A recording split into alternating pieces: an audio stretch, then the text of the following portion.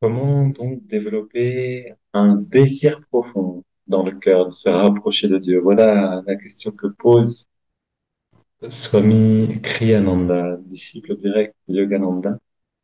En fait, plus que de poser la question, il explique que c'est par là que tout commence. Donc, je vais lire ce passage.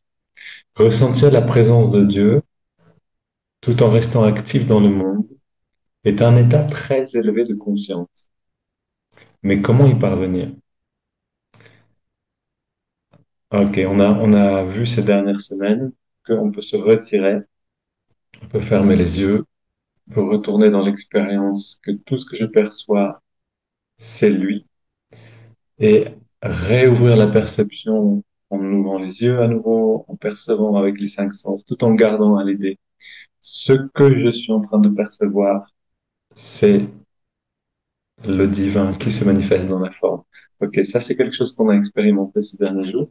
Maintenant, la question, ou plutôt la question que pose Swami Kriyananda, c'est comment faire pour rester actif dans le monde, tout en ressentant la présence de Dieu. Puisque cette pratique-là, c'est un état très élevé de conscience. Et c'est vers ces états-là de conscience qu'on veut avancer spirituellement. C'est dans cette direction qu'on veut grandir. Donc, comment y parvenir? Tout commence par un désir profond dans le cœur. Ok? C'est comme le dit en fait le maître de Yogananda, comme je l'ai lu ce soir, tout commence par un désir profond dans le cœur, celui de se rapprocher de Dieu. Et pour citer Sri Yukteswar, le maître de Yogananda exactement, on ne peut pas faire un seul pas sur le chemin spirituel sans l'amour naturel du cœur. Dans ce contexte, je continue la lecture, dans ce contexte, aimer Dieu, c'est désirer être proche de lui. Alors, comment, si on ne peut pas faire un seul pas sur le chemin spirituel sans l'amour naturel du cœur, cet amour naturel du cœur qui est en fait l'élan naturel de l'âme qui veut retourner vers l'amour inconditionnel, c'est-à-dire un amour qui est naturel, qui est simplement présent, quoi qu'il arrive, qui ne dépend pas d'une circonstance extérieure. Comment faire si ça, c'est la condition pour pouvoir avancer sur le chemin spirituel, pour grandir spirituellement, comment faire pour cultiver cet amour naturel, pour pouvoir retrouver accès. S'il est naturel, c'est qu'il est présent. Il est présent constamment. Comment faire pour retrouver accès à cet amour naturel du cœur? Et on peut comprendre comment le faire, et Yogananda nous donne un très bon exemple, en fait. Il dit là où va le cœur, vont les pensées. Là où vont les pensées, va le cœur. Les choses sont liées, c'est-à-dire, mais c'est d'abord le cœur qui décide, c'est-à-dire nos sentiments vont nous amener à penser à quelque chose. Si on a peur de quelque chose, nos sentiments vont nous amener à y penser. Parce qu'on a une réaction émotionnelle. Le cœur est troublé par la chose. Si on aime quelque chose, quand on est quand on tombe amoureux, on a une quinzaine d'années, on est adolescent et on tombe amoureux. Ok. Notre cœur est troublé par la personne. On se met à y penser constamment. On se sent plus soi-même. On est comme euh, ivre d'une pensée d'une personne. On est comme malade de cette manière. On est constamment dans la pensée d'une personne.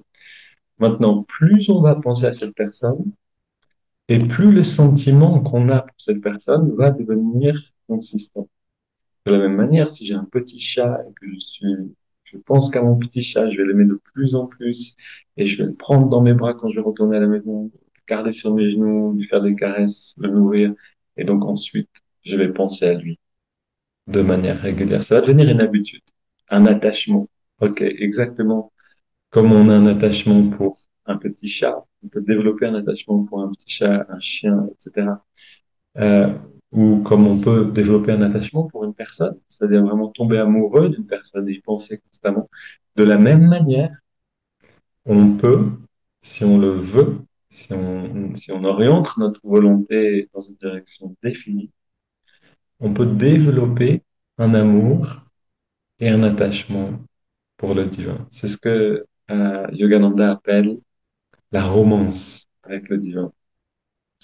Et ça, on peut que le faire de manière stratégique, c'est-à-dire en organisant notre action. C'est pas quelque chose qui va venir tout seul. Pourquoi? Parce que Dieu n'est pas un objet d'essence. Tout ce qui est un objet d'essence, on le perçoit naturellement, notre mental va se focaliser dessus, et si on le perçoit régulièrement, comme un petit chat, comme une personne de laquelle on est tombé amoureux, euh, comme une nourriture qu'on apprécie, un objet d'art, etc., toutes choses qu'on va percevoir régulièrement et qu'on va aimer percevoir, on va développer un attachement pour cette chose-là par le biais de l'habitude. Mais Dieu n'est pas un objet d'essence. Donc, il nous faut une stratégie pour déjouer cette difficulté-là que Dieu n'est pas visible pour l'œil humain. Et donc, cette stratégie, ça va être typiquement un rappel, un gong.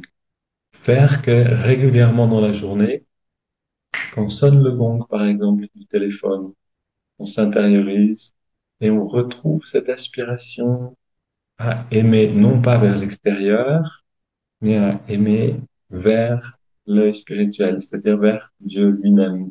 L'œil spirituel étant la fenêtre, le passage entre la conscience humaine et la conscience divine. Si je pratique régulièrement, je vais développer un attachement pour sentir cet amour naturel du cœur orienté vers le divin. Si je pratique peu ou pas du tout, cette, euh, cette aspiration ne va pas se révéler ou ne va pas être nourrie. Donc ici, on parle vraiment d'une stratégie. Et on va voir dans ces prochains jours quels sont les moyens de l'appliquer de la meilleure manière possible.